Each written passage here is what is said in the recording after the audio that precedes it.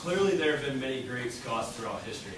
The Scot of William Wallace, portrayed by Mel Gibson in Braveheart, is definitely one of the best. But we believe that Alberta Colclasure is right there with them.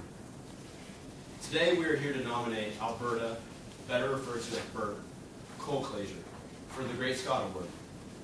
She truly embraces the qualities necessary to be considered for the Great Scot Award. And she has done this through bringing her individual talents to the College of Worcester, just as all of us have done today, whether it be through leading, teaching, administrating, whether it's through athletics, academics, or music. First of all, we'd like to thank our distinguished judges for being here today, taking their time out of their day for this very important event, the first ever nominations for the Great Scot Award. We firmly believe that Alberta Colclasure should be the recipient of this award. We will begin by explaining the criteria as is embedded in Worcester's mission statement. There is an emphasis on the core value of independence of thought and the graduate quality civic and social responsibility.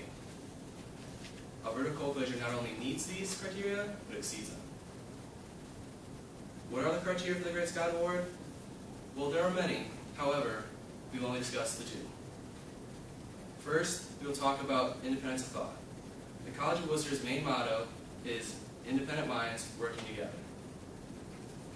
This puts a stress on academic freedom and it values different points of view and creative dialogue. Secondly, we will discuss the graduate quality of civic and social responsibility. A Great Scot appreciates and critiques values and beliefs not only of others, but also of her own. She also demonstrates ethical citizenship and leadership, and exhibits commitment to both the community and serving others. Now that we have discussed two criteria of the Great Scot Award, we will discuss how she not only meets these criteria, but exceeds them. Alberta Colclasure is the perfect symbol for independence of thought. According to her resume, at the College of Worcester, she had two majors, and that was in speech and philosophy. She then went on to receive a law degree from Western Reserve University, which is now today known as Case Western Reserve University. After that, she went to Columbia University and got another law degree, but in aviation law. And that is very rare because at the time, there was no aviation law programs available to anybody. According to a nomination letter for this Distinguished Alumni Award, and I quote, "Bert acquired her LLM on the basis of a purely independent study," end quote. She brought her research to the community and bettered it through this way. She perfectly embodies independent minds working together. Alberta also exemplified the graduate quality of civic and social responsibility in a plethora of ways. I can think of a story that perfectly exemplifies her dedication to social responsibility. A quote from the author of a nomination letter. "I was really homesick, and at that moment, more than anything else, I wanted someone to join me, somewhere, for dinner. I'd unsuccessfully knocked on about 20 doors when one finally opened, revealing a small, slight girl with very curly hair. To my question, 'Would you go out to dinner with me?' she immediately replied, 'I've already eaten, but I'll go again.' That was the beginning of a 54-year friendship," end quote. Furthermore, she truly loved to give back to her community and her country. One of her greatest accomplishments was her ability to serve her country and work as an employee to the United States.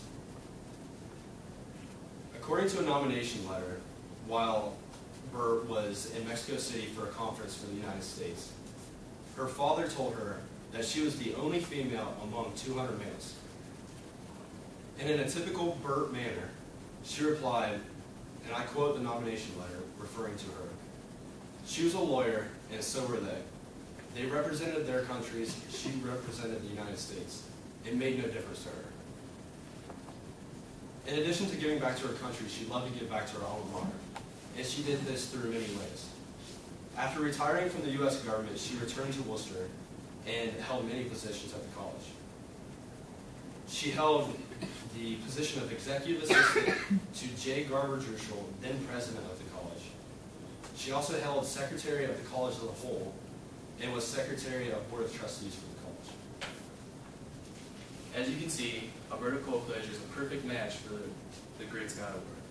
She embraces all the criteria, including the core value, independence of thought, and the graduate quality, civic, and social responsibility.